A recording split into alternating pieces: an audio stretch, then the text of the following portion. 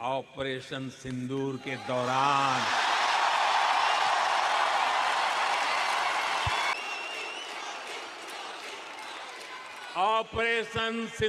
दौरान डेमो तो देख ही लिया होगा। इस वक्त नरेंद्र मोदी जो ऑस्ट्रेलिया का दौरा कर रहे हैं उसमें सबसे इम्पोर्टेंट चीज़ ये है कि एक तो नरेंद्र मोदी ने वहाँ पे ये कहा है कि जनाब ज़रा लाइटें जलाएं ना आप और दिखाएं ऑस्ट्रेलियन प्राइम मिनिस्टर को कि नरेंद्र मोदी ने ऑस्ट्रेलिया के प्लेटफॉर्म पर ऑस्ट्रेलियन प्राइम मिनिस्टर की मौजूदगी में पाकिस्तान को एक कड़ा पैगाम दिया है। 30,000 आई थिंक वहाँ पे लोग आए हुए थे और वहाँ पे उन्होंने ये जो सारी बातें की तो वो एक मैसेज दिया कि जनाब मैं यहाँ पे 30,000 इंडियंस को लेके आया हूँ। ये वो इंडियंस हैं जो आपके लिए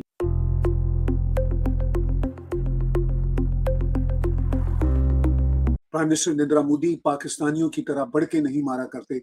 जब वो कोई पैगाम देते हैं तो उसका कोई मतलब होता है, उसके कोई मानी होते हैं। ये मेरे व्लॉग का आज का खास स्पेशल एनालिसिस है।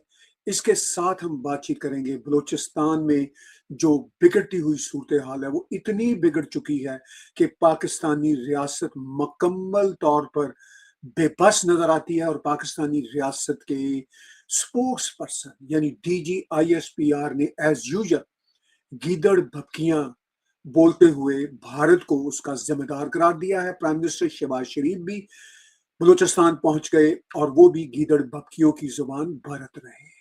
बलूचिस्तान का क्या बनेगा? क्या बलूचिस्तान की आजादी के दिन करीब है? इस पे भी आज के व्लॉग में बातचीत होगी। और पाकिस्तान ऑक्युपाइड जम्मू कश्मीर में हालात पाकिस्तानी रियासत के काबू से बाहर है। ये हम गुज़िश्ता एक महीने से खास तौर पर देख रहे हैं। हमने ये मामला गुज़िश्ता कुछ सालों के दौरान ऑन एंड ऑफ देखे, मगर इस वक्त की जो सूरत हाल है वो लगता है कि बहुत ही तप चुकी है। और मैं जब पाकिस्तान ऑक्युपाइड जम्मू कश्मीर कहता हूं तो बाज़ पाकिस्तानी पोलाइटली और बाज़ पाकिस्तानी सख्त तरीके से अपने कमेंट्स भी लिखते हैं। वो कहते हैं कि ये बात यानी मेरा ये कहना कि पाकिस्तान ऑक्युपाइड जम्मू कश्मीर, इसका मतलब ये है कि मैं तो प्रो भारत हूँ। मसला प्रो भारत या एंटी पाकिस्तान होने का नहीं है। मसला ये है कि ग्राउंड रियलिटीज क्या है। अब खुद कश्मीरी कह रहे हैं कि पाकिस्तान से हमारा कोई लेना देना नहीं, हमारी धरती पाकिस्तान ऑक्युपाइड जम्मू कश्मीर है। ये मैं नहीं कह रहा, मैं तो ये बात एक लंबे समय से कह रहा हूं क्योंकि यही ग्राउंड रियलिटी थी। अब कश्मीरियों ने भी ये बात पाकिस्तान को बावर कराना शुरू कर दी है, तो मेरा इसमें क्या कसूर है?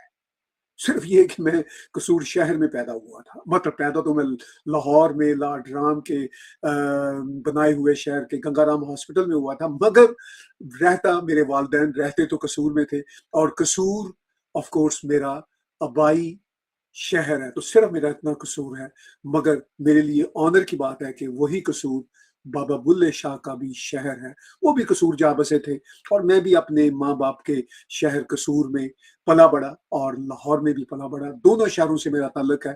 कसूर और लाहौर दोनों लाडराम के बेटों के नाम पे लाडराम के बसाए हुए और बनाए हुए शहर थे। खैर ये अलग से मामला है।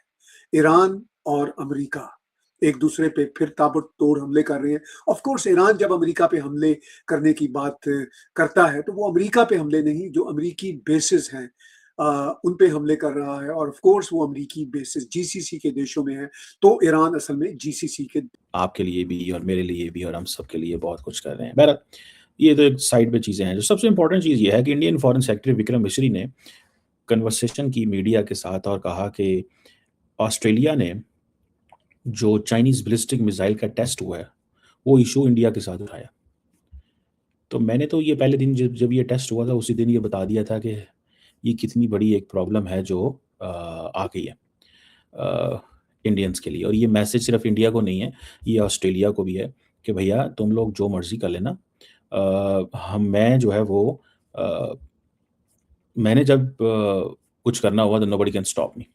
तो बेसिकली चाइनीज़ का ये एक वो जैसे आप कहते हैं ना मुकदमा था, या चाइनीज़ की एक ये एक बात थी कि हमें ये हर चीज़ पे ये करना ही करना है। थोड़ी सी एक इनको बताना है ऑस्ट्रेलियंस को कि तुम लोग ना तुम्हारे साथ अमेरिका खड़ा होगा, कल को इस वक़्त अमेरिका और ऑस्ट्रेलिया के ताल्लुकात भी कोई मज़बूत लाइन्स पे नहीं है, और ना ही आपके साथ कोई और खड़ा होगा।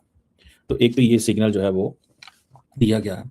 दूसरी तरफ जो सबसे इम्पोर्टेंट डेवलपमेंट है कि हुआ क्या है इंडिया ऑस्ट्रेलिया के बीच में, डिफेंस में डिस्कशन हुई है, यूरेनियम ड्रिल्स हुई हैं, क्रिटिकल मिनरल्स में, एनर्जी में, इस हवाले से चीज़ें जो हैं वो काफ़ी बड़ी तादाद में हुई हैं। इंडिया को ऑस्ट्रेलियंस कहते हैं जी कि ये हमारा टॉप टियर सिक्योरिटी पार्टनर है, that's what they are saying, top tier security partner. ये वो मोदी साहब को कहते हैं कि आप हमारे सबसे इम्पोर्टेंट जो है वो पार्टनर हैं, और आपसे ज़्यादा हम किसी को उतनी अहमियत नहीं देते। और मैंने आपको एक चीज़ बताई थी कि भला हो अमेरिका का, अमेरिका ने सबको रास्ते दिखाए हैं इंडिया के, और बाद में खुद उस रास्ते से पीछे हट गया। और ये मुल्क जो हैं सारे के सारे, अब इनके पास कोई गुंजाइश नहीं है but to be friend with India, with the reason behind is कि इनकी वो मार्केट है। तो इनके पास तो कोई चॉइस नहीं है कि वो जिसे कहते हैं ना, उसके अलावा कि क्या करें और क्या ना करें और किस तरह चीज़ों को लेके चलें। बहरहाल वो पता तो चलेगा कि किस अंदाज से चीज़ें जो इंडियंस चलाने की कोशिश अमेरिकन्स नहीं चला सके इंडिया के साथ, बाकी ममालिक इसको कैसे चलाएँगे और क्या होगा। लेकिन एक चीज़ क्लियर है कि इंडियंस जो हैं वो they are selling as a market, बेच रहे हैं कि देखिए बड़ी इंपॉर्टेंट मार्केट है और हमारी तरफ आएँ, so on and so fourth. अच्छा चलें, ऑस्ट्रेलियन प्राइम मिनिस्टर ने कहा जी कि हमें जो है ओशंस ने सेपरेट किया है लेकिन हम क्लोज़ फ्रेंड्स हैं, और इंडियंस को जो वेस्टर्न टेक्नोलॉजी तक एक्सेस है ना, ये बड़ी इंपॉर्टेंट है। देखिए ऑस्ट्रेलिया कभी भी इंडिया के करीब ना आए अगर इंडियंस की क्लियरेंस अमेरिका में ना हो। इंडिया अगर ऑस्ट्रेलिया का टॉप टियर सिक्योरिटी पार्टनर है फॉर एग्जांपल, और इंटरऑपरेबिलिटी, मैरीटाइम कोऑपरेशन। नमस्कार दोस्तों, स्वागत है आपका news expert T24 YouTube channel पे, और मैं आ चुका हूँ एक और नई वीडियो के साथ। दोस्तों, पीएम मोदी के ऑस्ट्रेलिया दौरे से पूरी दुनिया में हलचल मच गई है। मोदी जी का यह विजिट भारत और ऑस्ट्रेलिया के बीच सिविल, न्यूक्लियर और डिफेंस जैसी बड़ी एग्रीमेंट को साइन करने के लिए हुई है। लेकिन इस दौरे की एक खतरनाक बात मैं आपको बताता हूँ। मेलबर्न स्टेडियम में मोदी जी के एक इशारे पर 30,000 लोगों ने अपने फ़ोन की फ्लैशलाइट ऑन कर दी। यह ऑस्ट्रेलिया के पीएम को थैंक यू कहने और दोनों देशों की दोस्ती सेलिब्रेट करने का एक जादुई विजुअल था। और आखिर में मोदी जी ने विदेशी धरती पर ऑपरेशन सिंदूर का जिक्र करते हुए दुश्मन को भी उसकी औकात दिखा दी। उन्होंने साफ कहा कि जब हमारी सेना ने सीमा पे आतंकी कैंप पर तबाही मचाई थी तो पूरे देश में यहीं पूरी दुनिया में धमाका हुआ था। यानी दोस्ती भी पूरी और दुश्मनी को भी कड़ा संदेश। तो आप अपनी राय हमें कमेंट में ज़रूर बताइएगा कि मोदी जी ने संदेश किसको दिया है। मैं मिलता हूँ आपको ऐसी किसी और नई वीडियो में, तब तक के लिए जय हिंद, जय भारत।